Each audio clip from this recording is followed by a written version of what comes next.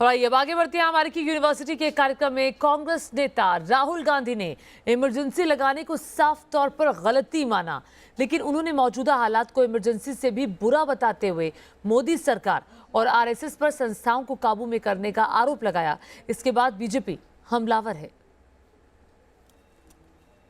I think that was a mistake. Absolutely, that was a mistake. And my grandmother said as such. जिस emergency को लेकर कांग्रेस से आज तक जवाब मांगा जाता है, उसे राहुल गांधी ने गलती मान लिया।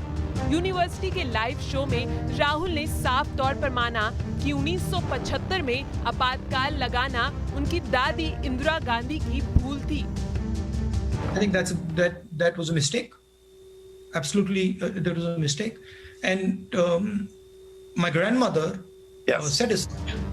लेकिन इमरजेंसी को गलत ठहराने के बाद राहुल गांधी ने मोदी सरकार को घेरना शुरू कर दिया।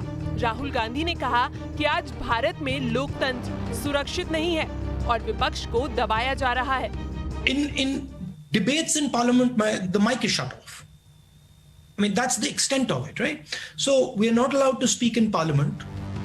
राहुल गांधी ने देश के सभी संस्थानों को आरएसएस के कब्जे में होने का आरोप लगाया और न्यायपालिका, चुनाव आयोग, राज्यपाल, नौकरशाही से लेकर प्रेस के रवैये पर सवाल उठाए।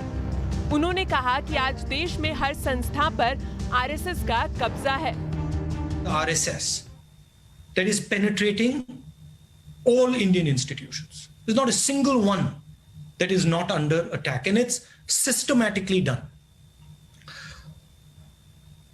And you can, the judiciary, the press, the bureaucracy, election commission, every single institution is systematically being filled by people who have a particular ideology and belong to a certain institution.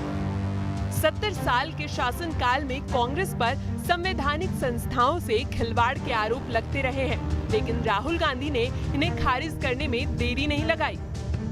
But as a politician, I actually can only do my job if I have institutional support. I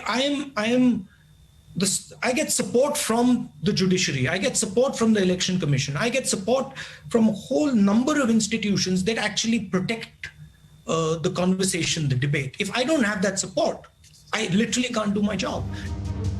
Congress में गुलाम नबी आजाद की अगुवाई में आला नेताओं का एक group Congress में आंतरिक चुनाव न कराने पर गांधी परिवार को निशाना साध रहा है, लेकिन राहुल गांधी ने दावा किया कि पार्टी में आंतरिक लोकतंत्र का उनसे बड़ा हिमायती कोई नहीं है। In the Congress party for a decade, I'm the person who pushed elections in the youth organizations, pushed elections in the student organizations, got serious beating in the press for that. I was literally crucified for doing elections, right? I was attacked by my own party people. So I'm the first person that says, look, democratic elections within parties, absolutely. Rahul Gandhi की अगुवाई में जिस तरह कांग्रेस की हार पर हार हो रही है, उसका ठीकरा भी राहुल ने अपने नेतृत्व की कमजोरी के बजाय देश की संस्थाओं पर फोड़ दिया। And there's a fundamental difference between what happened in the emergency, and it was wrong, and what is happening now. The Congress party at no point attempted to capture India's institutional framework. And frankly, the Congress party doesn't even have that capability. Our design doesn't allow us that. Even if we want to do it, we can't do it.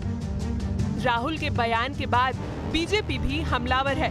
BJP ने कहा कि कांग्रेस कभी प्रजातंत्र का मतलब नहीं समझ सकती। राहुल गांधी जी कह रहे हैं कि हमने कांग्रेस में इलेक्शन प्रोसेस शुरू किया था। कितना समय लगेगा? कब पूरा करेंगे? आज 70 साल हो गए कांग्रेस पार्टी को, अभी तक वो प्रजातांत्रिक प्रक्रिया को ही ढूंढ रही है, रास्ता ढूंढ रही है। कौन सा गांधी परिवार का व्यक्ति नहीं है जो पार्टी के शीर्षस्थ पद पे नहीं बैठा हुआ? कौन गांधी परिवार से अलग व्यक्ति है जो कभी उसको कांग्रेस में कई स्थान मिला है? प्रजातंत्र का मतलब क्या एक परिवार है? अगर उनको जवाब देना है तो वह अपने आनंद शर्मा और अपने अंतर्गत जो लीडर्स हैं उनको दें। प्रजातंत्र का क्या मतलब है, क्या रास्ता है, यह कांग्रेस कभी नहीं समझ सकती, खासकर गांधी परिवार के व्यक्ति। 5 राज्यों में जारी चुनाव प्रक्रिया के बीच राहुल गांधी ने इस इंटरव्यू के जरिए एक तरफ G23 के जरिए कांग्रेस और उनके परिवार पर उठ रहे सवालों पर सफाई देने की कोशिश की, तो दूसरी तरफ मोदी सरकार और आरएसएस को निशाने पर लिया। ऐसे में देखना दिलचस्प होगा कि G23 इस पर क्या रुख अपनाता है। Team news nation.